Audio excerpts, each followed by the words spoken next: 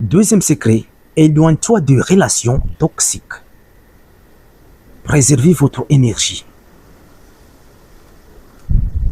Tu sais, parfois, tu te trouves dans une société. Peut-être tes amis, ta famille, en fait, ton environnement. Parfois, les gens qui sont autour de toi disent des choses que tu ne devrais pas le supporter. Et parfois, ça génère des sentiments de la négativité et de la culpabilité autour de toi, autour de tes objectifs, et parfois, tu te sens perdu. Tu sais, on a tous des défauts, des faiblesses. Mais le bon sens, c'est de le connaître et de continuer à travailler pour s'améliorer parce que il y aura toujours des gens pour mettre en lumière tes défauts. Ah bien, t'es trop nul, t'es trop gros, t'es trop fin. En fait, t'as pas une belle allure. Tu ne vaux pas grand-chose. Mais c'est ta différence qui fait ta singularité. Ce n'est pas ta taille ni ton visage qui compte. C'est la grandeur de ton cœur qui compte parce que le sens de la beauté ne vient pas à l'extérieur.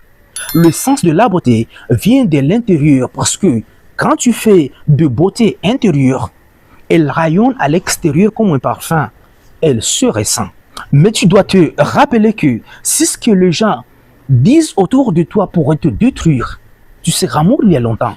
Ce n'est pas les critiques qui vont t'abattre. Ce n'est pas ce que les autres pensent de toi qui va t'abattre. C'est ce que tu penses de toi qui va t'abattre parce que si tu laisses le poison de la négativité coloniser ton esprit, si tu laisses les critiques pénétrer ton cœur, c'est comme si tu sabotes tes chances. La raison pour laquelle ces relations toxiques peuvent drainer ton énergie, miner ton estime de soi et te faire douter tes propres valeurs. Parce que ces relations sont souvent caractérisées par de manque de respect, de manipulation ou des atteintes déraisonnables. Donc, il est essentiel de comprendre que tu n'es pas obligé de tolérer ce type de comportement parce que tu mérites des comportements qui nourrissent ton âme. Tu mérites des comportements qui nourrissent ton ego, pas qui te puissent. Donc, pour te protéger de ces relations toxiques, tu dois commencer à établir des limites plus claires. Apprenez à dire non sans culpabilité. Si une personne dans ta vie ne respecte pas tes limites ou continue à te blesser, il est nécessaire de prendre vos distances parce que si tu décides de traîner avec des pigeons, tu deviens un pigeon. Si tu décides de traîner avec des lions, tu deviens un lion. Si tu décides de traîner avec des aigles, tu deviens un aigle.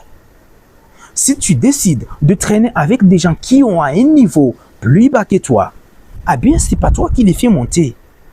C'est eux qui te font descendre.